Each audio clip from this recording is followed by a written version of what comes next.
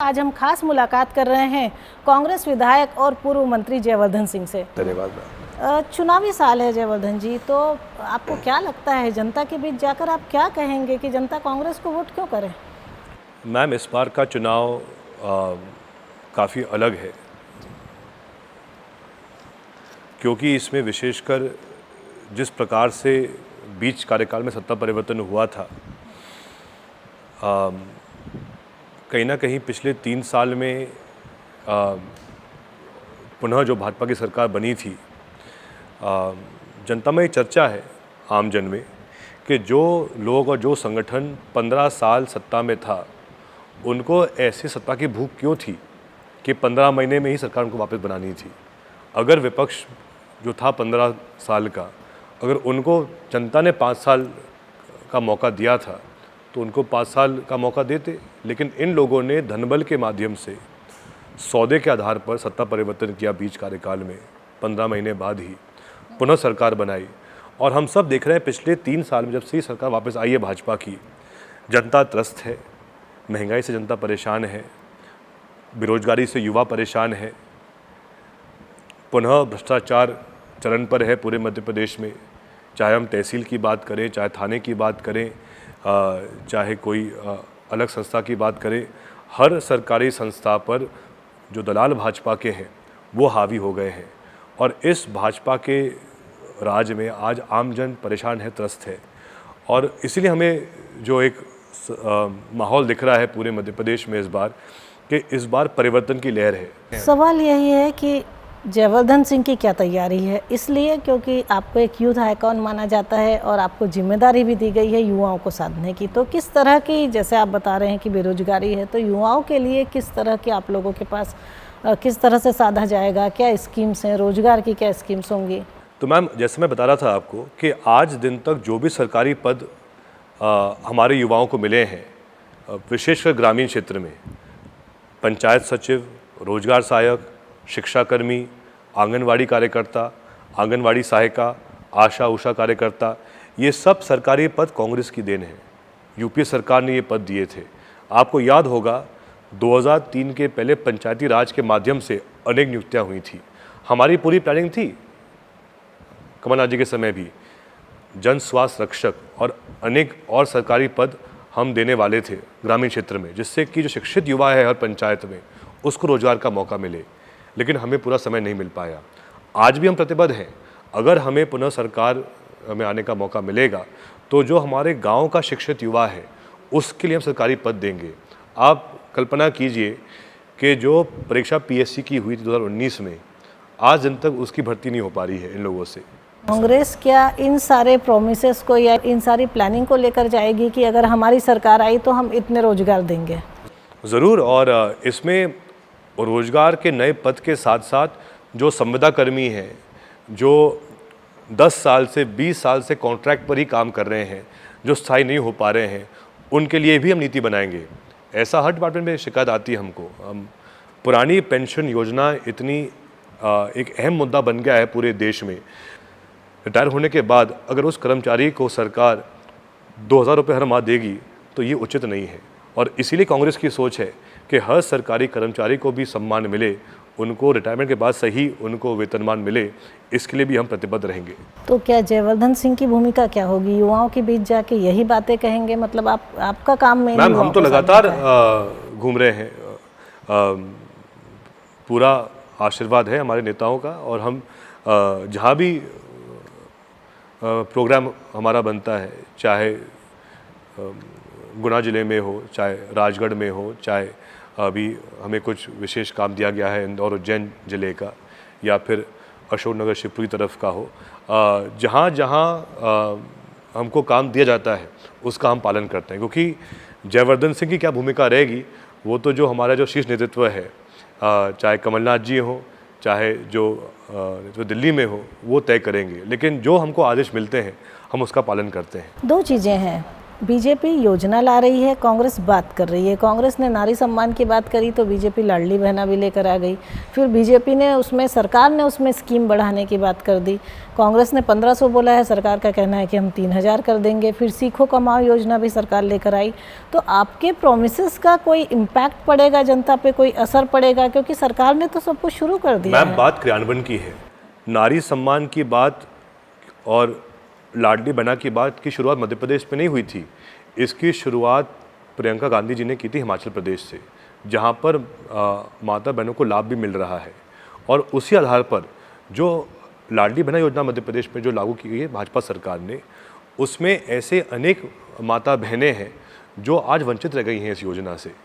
इन्हें अनेक अलग शर्तें रख दी हैं इसमें। पूरे मध्य प्रदेश में लगभग 38% महिलाओं को ही लाभ मिल पा रहा है लाडली बहना का। 38%, लेस देन 50%। हमारा इसमें ये वादा है कि नारी सम्मान में कोई शर्तें नहीं रहेंगी। उसी आधार पर नारी सम्मान योजना के अंतर्गत 1500 रुपये के साथ साथ कांग्रेस सरकार, कमलनाथ जी की सरकार, हर परिवार को रसोई गैस की टंकी भाजपा के दर 1200 में नहीं, कांग्रेस के दर 500 रुपये में देगी। ये भी हमारा वादा है। जो आपका दूसरा पॉइंट था मैम, कि अब सीएम साहब कह रहे हैं कि हम लाडली बहना में वृद्धि करेंगे, 1500 करेंगे, 2000 करेंगे, 3000 करेंगे। इनको कौन रोक रहा है? सरकार इनकी है। जुलाई का माह आ गया है, डालो 3000 हर महिला के लिए, तो हम मानेंगे। लेकिन ये कहना कि हम करेंगे इसको बाद में तो कुछ भी हो सकता है। लेकिन सरकार उनकी है प्रदेश में और देश में। हमने कहा हम करेंगे 1500। अगर आप खुले मन से कह रहे हो शिवराज सिंह जी कि आप करोगे हर महीने 3000 रुपये करके दिखाओ चुनाव के पहले, तो हम स्वीकारेंगे। अच्छा, ये चुनावी माहौल की बात हो रही है, सरकार की स्कीम की बात हो रही है। कांग्रेस के निशाने पे हमेशा ज्योतिरादित्य सिंधिया होते हैं।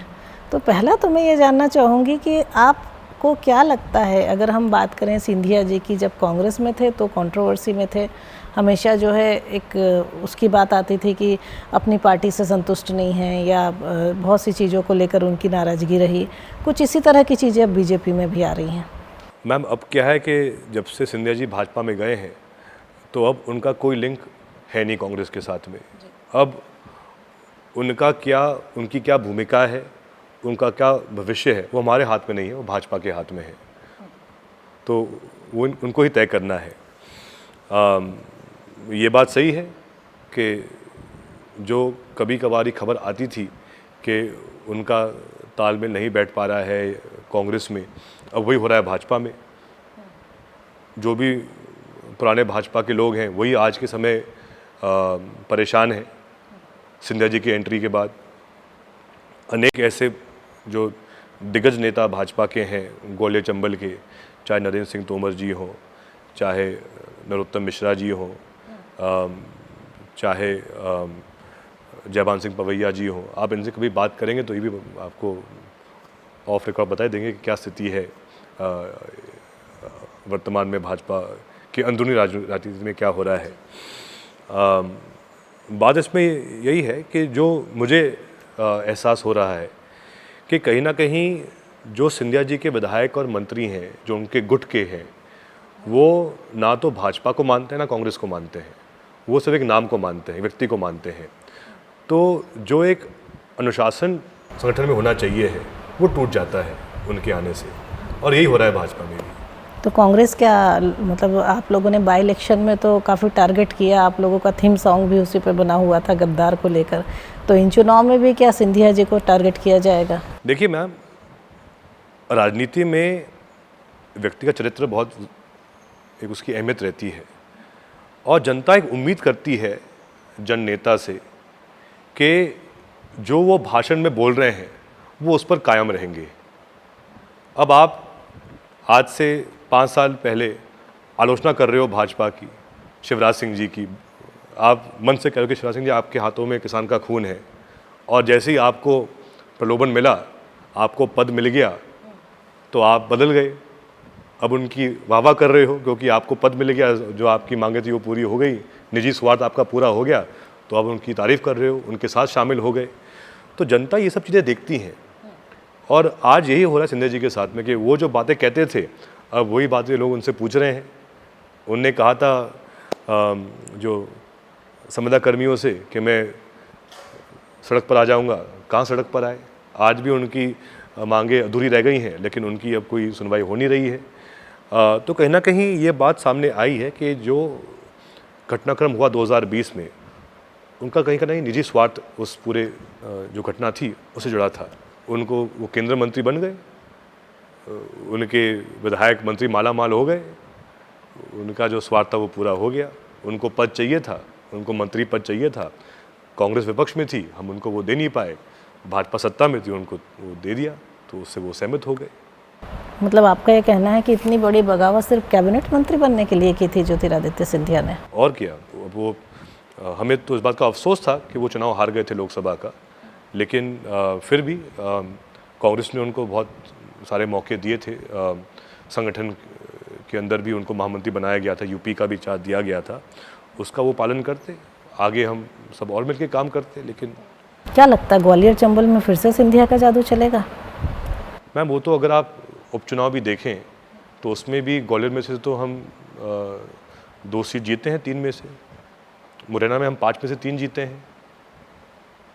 उनके भाजपा में जाने के बाद तो महापौर बना है कांग्रेस का ग्वालियर में, मुरैना में। तो इसको किस तरह से आप देखते हैं कि कांग्रेस आज मजबूत है? मतलब इतने सालों में क्यों नहीं हुई? कमजोरी का कारण क्या रहा? अब ये चर्चा का विषय है। अच्छा, एक चीज़ और कि इस वक्त प्रियंका गांधी के लगातार मध्य प्रदेश में दौरे हो रहे हैं जी। राहुल गांधी की भी भारत जोड़ो यात्रा निकली, तो राहुल गांधी की यात्रा का इम्पैक्ट क्या इन चुनाव में कुछ देखने को मिलेगा? क्योंकि एक समय बीत गया और चुनाव ज़्यादातर तुरंत के मुद्दों पर होते हैं, इंस्टेंट मुद्दों पे होते हैं। राहुल जी की यात्रा का बहुत बड़ा इम्पैक्ट रहेगा पूरे मध्य प्रदेश में।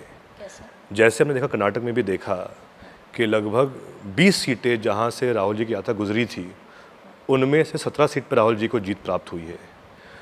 मध्य प्रदेश में भी हम देख रहे हैं, चाहे बुरहानपुर हो, चाहे खंडवा, खरगोन, उज्जैन, इंदौर, आगर मालवा हो, जो रूट था राहुल जी का, मुझे इस बार पूरा विश्वास है कि इस पूरी पट्टी में भी कांग्रेस को बहुत अच्छी जीत और लीड प्राप्त होगी। और इसके अलावा भी पूरे मध्य प्रदेश में इस बार एक माहौल है, क्योंकि जब राहुल जी पैदल चले थे तो लाखों लोग उनके साथ चल रहे थे, उनको देखने के लिए आ रहे थे। कोई भी नेता ऐसा नहीं है पूरे देश में जो अगर पैदल चलेगा, इतने लंबा सफ़र करेगा, तो प्रतिदिन उनके पास इतने सारे लोग उनके साथ चलेंगे, ऐसा किसी में क्षमता है नहीं सिवाय राहुल जी के। तो उससे ये बात स्थापित हुई है पूरे देश भर में कि आज भी राहुल जी की लोकप्रियता पूरे देश भर में है, हर वर्ग में है। और मध्य प्रदेश में भी भारत जोड़ो यात्रा का बहुत बड़ा प्रभाव रहेगा चुनाव के समय। जो सबसे ज़्यादा सीटें हैं वो मालवा निमाड़ की 66-67 सीटें मानी जाती हैं और कहते हैं कि जो भोपाल का रास्ता है या विधानसभा का रास्ता वहीं से खुलता है। तो कैसे इस बार आप वहाँ मेहनत करेंगे? क्योंकि पहले तो ये था कि कुछ सीटें बीजेपी ने इस बार काफ़ी सारी हारी भी थी, 30-33 सीटें कांग्रेस को मिली थी, लेकिन उसके बाद सब कुछ उलटफेर हो गया। इस बार भी पॉजिटिव रहेगा। अगर आप आज भी देखें तो इन जो उज्जैन की 7 सीटें हैं, उनमें से 4 में विधायक कांग्रेस के हैं, हमारे पास ज़्यादा है भाजपा से। आज भी महापौर भी बहुत करीबी से हम उस सीट पर विजय प्राप्त नहीं कर पाए थे। वो भाजपा ने जीत कैसे प्राप्त की वो भी हम सब जानते हैं, उज्जैन में कैसे उन्होंने क्या किया। इंदौर में भी हमारे पास अच्छे दिग्गज नेता हैं वहाँ पे जो अच्छी मेहनत कर रहे हैं। अगर आप मंदसौर नीमच भी देखें तो वहाँ पर पिछली बार सभी सीट पर भाजपा को जीत मिली थी, तो वहाँ भी इस बार कांग्रेस वहाँ से भी प्लस रहेगी। और इसी प्रकार से आप चाहे निमाड़ की बात करें, चाहे मालवा की बात करें, इस बार इस पूरी पट्टी में विशेषकर जो राहुल जी की यात्रा भी थी उससे बहुत बड़ा प्रभाव रहेगा। और इसके साथ साथ हमें विश्वास है कि जो कमलनाथ जी की नीतियाँ थी 15 महीने की, जनता उनको आज भी याद कर रही है और जनता चाहती है, जनता की भावना है कि कमलनाथ जी को एक बार पूरे 5 साल का मौका मिले। ये है जो हमें ग्राउंड से रिपोर्ट मिल रही है। 2 सवाल। प्रधानमंत्री नरेंद्र मोदी भी लगातार मध्य प्रदेश आ रहे हैं। अगर हम देखें तो रानी कमलापति रेलवे स्टेशन पे तो उनका वो 3रा दौरा था। तो आपको क्या लगता है कि मध्य प्रदेश के सियासी समीकरणों में क्या उलटफेर देखने को मिलेगी? शायद उनको रिपोर्ट मिल रही है कि वर्तमान में राज्य सरकार की इतनी लोकप्रियता नहीं है, इसलिए ज़्यादा इनके दौरे हो रहे हैं प्रधानमंत्री जी के। लेकिन बड़ी आश्चर्य की बात है कि पिछले 2-3 जो उनके कार्यक्रम रहे प्रधानमंत्री जी के, कुछ ऐसे उसमें जो मुद्दे उन्हें उठाए भाषण में जो काफ़ी विचित्र हैं। उन्होंने कहा रीवा में कि सीएम साहब ने कहा कि किसान की आय दोगुनी हो गई है मध्य प्रदेश में, जबकि वो बिल्कुल नहीं हुआ है। उल्टा किसान की लागत भाजपा के राज में दोगुनी हो गई है, किसान की आय तो आधी हो गई है। तो एक तो ये था। दूसरा हमने देखा कि जब प्रधानमंत्री जी अभी भोपाल में भी थे तो उन्होंने कहा कि भाजपा शासित राज्यों में पेट्रोल के दाम 100 से कम है। अब सरकार किसकी है मध्य प्रदेश में वो समझ के परे है। स्वयं प्रधानमंत्री जी अगर मन से कह रहे हैं कि भाजपा शासित राज्यों में पेट्रोल डीजल के दाम 100 से कम है, तो ऐसा क्यों है कि मध्य प्रदेश में पेट्रोल के दाम 100 से ऊपर है? महंगाई से आज लोग परेशान हैं। लोग मजाक कर रहे हैं कि शायद टमाटर के दाम इसलिए 160 हुए हैं ताकि पेट्रोल सस्ता दिखे। तो आज महंगाई से हर वर्ग परेशान हो गया है। और ये वही भाजपा है जो कहती थी बहुत हो गई पेट्रोल डीजल की मार, अब की बार भाजपा सरकार, अब की बार मोदी सरकार। लेकिन आज वर्तमान में भाजपा की महंगाई से हर व्यक्ति परेशान है और त्रस्त है।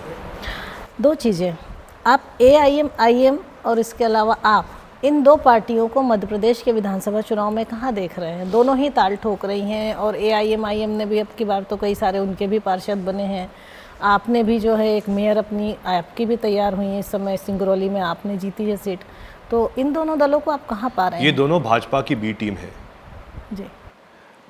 क्योंकि इनका एक ही उद्देश्य है कि जो लोग विश्वास करते हैं संविधान पर, जो लोग जिनकी मानसिकता ये है कि सभी समाजों को सम्मान मिले, अधिकार मिले, सर्वधर्म सद्भाव रहे, इन लोगों में कैसे फूट पैदा करो, कैसे गलतफहमी पैदा करो, कैसे इनके वोट का बंटवारा करो, यही उद्देश्य है ओवैसी जी के पार्टी का भी और केजरीवाल जी के पार्टी का भी। इनका और कोई उद्देश्य है नहीं। इनका एक ही उद्देश्य है कि इनको कांग्रेस के वोट कटवाने हैं किसी भी हालत में। इसीलिए कांग्रेस के लिए तो चुनौती और बढ़ जाएगी अगर ये दोनों मैदान में होंगे तो। जैसा मैंने पहले भी कहा, आज का मतदाता बहुत समझदार हो गया है और उनको इस बात की जानकारी है कि अगर कांग्रेस को छोड़कर वो किसी अन्य दल में वोट करेंगे तो कांग्रेस के ही वोट बटेंगे। तो जो व्यक्ति चाहता है कि भाजपा का जो सत्ता का लालच है, जो उनका अहंकार घमंड है, उसको ख़त्म करना है तो कांग्रेस को ही वोट करना पड़ेगा। और मुझे विश्वास है इस बार कि हम जो इस बार माहौल मध्य प्रदेश में देख रहे हैं और जो सर्वे भी अभी वर्तमान में सामने आ रही है, उस पर स्पष्ट दिख रहा है कि जनता को भी इस बात का एहसास हो गया है कि अगर जनता अपना वोट, चाहे मध्य प्रदेश हो, चाहे राजस्थान हो, हिमाचल हो, छत्तीसगढ़ हो, अगर वोट मिलेगा आम आदमी पार्टी को या अपने AIM को मिलेगा, तो पूरा वोट कहीं ना कहीं उससे फ़ायदा भाजपा को ही मिलेगा। ये बात कहीं ना कहीं जनता को इस बात का एहसास हो गया है। और जैसा मैंने पहले कहा, हम इस पूरे चुनाव में हमारा हिसाब भी दे रहे हैं। हमको 15 महीने का मौका मिला था, हम उन 15 महीनों का पूरा हिसाब दे रहे हैं। लेकिन दो तीन चीज़ें हैं। एक तो अगर हम कांग्रेस की बात करें तो आपके पिताजी या पूर्व मुख्यमंत्री कांग्रेस के जो सीनियर लीडर हैं दिग्विजय सिंह बड़ी मेहनत कर रहे हैं और 60-65 सीटों का उनको जो जिम्मेदारी दी गई है, तो किस तरह से फोकस किया जा रहा है और टिकट अगर बटेगा तो टिकट वितरण में आपकी और उनकी क्या भूमिका होगी? दिग्विजय सिंह जी प्रदेश के पूर्व मुख्यमंत्री भी रहे हैं। उन्होंने पिछले कुछ सालों में 2 बड़ी पद यात्राएँ की हैं।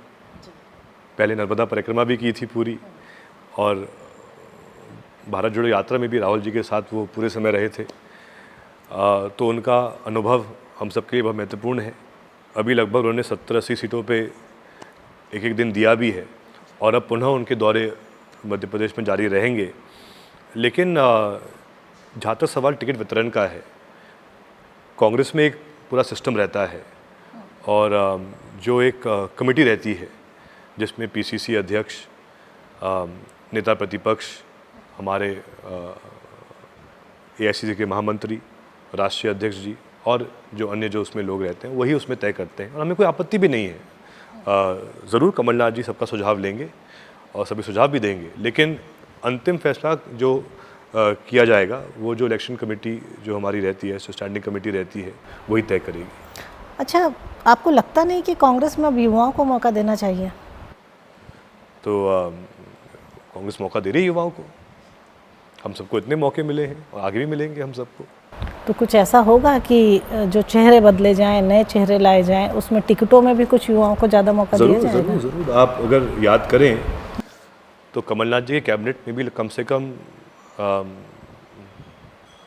10 से 12 युवा चेहरे थे उसमें भी, और इस बार भी मुझे पूरा विश्वास है कि जो टिकट वितरण होगा उसमें अनेक सीटों पर युवा दावेदार सामने आएंगे, और काफ़ी ऐसी सीटें भी जहाँ पे हम चुनाव शायद नहीं जीत पा रहे हैं कुछ समय से, वहाँ पर भी युवाओं को मौका मिलना चाहिए, ये मेरी सोच है। आखिरी के 3 सवाल।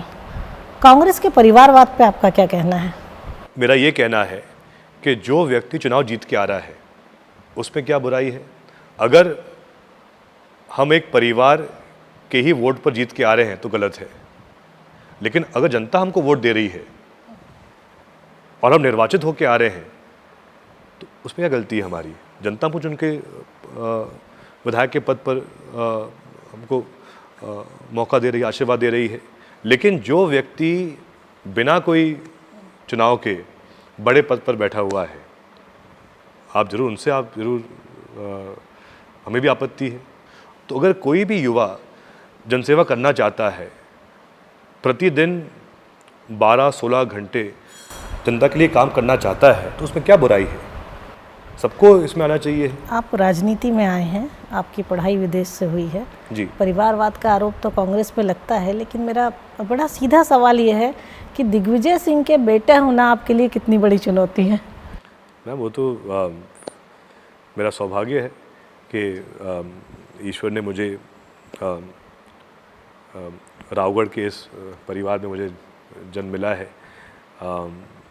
हमारे पूर्वज भी हमेशा जनसेवा में समर्पित रहे थे, और हमेशा जो एक बात कही है दिग्विजय सिंह जी ने भी, कि उन्होंने हमेशा जो ऐसे परिवार हैं जो कहीं ना कहीं पिछड़ चुके हैं या जो आर्थिक रूप से कमज़ोर हैं, हमेशा उनके लिए उन्होंने एक लड़ाई लड़ी है, उनकी आवाज़ बुलंद की है, और आगे भी वो करते रहेंगे। आप उनको जानते भी हैं अच्छी तरह, जो वो एक बार बात कह देते हैं वो पलटते नहीं हैं। लेकिन आप उनकी राजनीतिक विरासत संभाल रहे हैं, तो वो भी राजनीति में तो कहीं ना कहीं कुछ चुनौतियां भी होती होंगी। होती हैं, क्योंकि अगर कोई व्यक्ति 10 साल मुख्यमंत्री रहा है, जनता उम्मीद करती है कि आप में भी सभी वो गुण रहेंगे, आप भी को भी सब जो उनमें विशेषता आप में भी रहेंगे। जब वो ऐसा होता नहीं है, हर व्यक्ति अलग होता है, तो मेरा हमेशा ये प्रयास रहता है कि जो मेरी एक इंडिपेंडेंट एक इमेज है वो सामने आए। अब जो जो उनका नाम है वो तो है ही मेरे साथ दिग्विजय सिंह जी का, लेकिन मैं हमेशा ये प्रयास करता हूँ कि जो मेरी खुद की पहचान है वो सामने आए, क्योंकि आखिर हर एक इंडिविजुअल की, हर व्यक्ति की अलग पहचान होती है। उनका परिवार हमेशा साथ रहता है, परिवार का ही आशीर्वाद रहता है, लेकिन मैं पुनः कहूँगा कि विधायक जयवर्धन सिंह की क्या पहचान है, क्या भूमिका है, वो बात सामने आए, और उसी आधार पर मैं भी आगे काम करूं और पॉजिटिव काम हो। हमेशा मैंने क्या राजनीतिक गुर सिखाए उन्होंने आपको? सबसे बड़ा जो एक हमेशा उन्होंने मुझे संदेश दिया है कि जो भी आप बात कहो उस पर कायम रहो, पलटो मत। सेकंड, जो भी आप काम करो पॉजिटिव करो, सकारात्मक करो, जनता के भले के लिए काम हो। कहीं भी राजनीति में और आपके काम में नेगेटिविटी नहीं आनी चाहिए। तो हमेशा मेरा भी यही एक प्रयास रहा है, जो भी मैं काम करता हूँ उसमें एक अच्छा संदेश जाए, किसी का भला हो, किसी का बुरा ना हो। ये हमारा हमेशा एक प्रयास रहा है। जो भी पीड़ित वर्ग हैं जो हमारे पास कुछ काम के लिए आते हैं, उनकी सुनवाई हो, उनका भला हो। मैंने तो विशेषकर ऐसा प्रयास किया है कि शिक्षा के स्तर पर थोड़े अच्छे काम किए जाएं, चिकित्सा के संबंध में कुछ हम बेहतर प्रभावित काम कर सकें। ये हमेशा मेरा प्रयास रहा है। आखिरी चीज़ ये कि आप दूसरी बार के विधायक हैं, कुछ समय आप मंत्री रह चुके हैं, बहुत बड़ा पोर्टफोलियो था आपके पास। आपके पिताजी मतलब आप पूर्व मुख्यमंत्री के बेटे भी हैं और राजनीति आपके खून में है। तो अब जयवर्धन सिंह की राजनीतिक महत्वाकांक्षा क्या है? सिर्फ जनसेवा। अगर जो जनता जो मुझे निर्वाचित करती है, अगर वो मुझसे संतुष्ट है तो मैं संतुष्ट हूँ। जनसेवा के तो बहुत से रास्ते हैं, विधायक बन के, मंत्री बन के, मुख्यमंत्री बन के, उप मुख्यमंत्री बन के। मेरा तो एक ही उद्देश्य है कि जो जनता रावगढ़ की है, जो जनता मध्य प्रदेश की है, उनके लिए जो क्षमता मेरे में है, मैं वो उस क्षमता के आधार पर उनके लिए काम करूँगा। पद क्या मिले क्या ना मिले वो मेरे हाथों में है नहीं, वो तो जनता के हाथों में है। लेकिन प्रयास हमेशा मेरा पूरा रहेगा। समय जो मेरा है मैं पूरा देता भी हूँ जनसेवा में, और आगे भी देते रहूँगा। हमसे जुड़ने के लिए बहुत बहुत धन्यवाद जयवर्धन जी। ये थे जयवर्धन सिंह, जिनका दावा है कि 2023 में मध्य प्रदेश में फिर से कांग्रेस की सरकार बन रही है।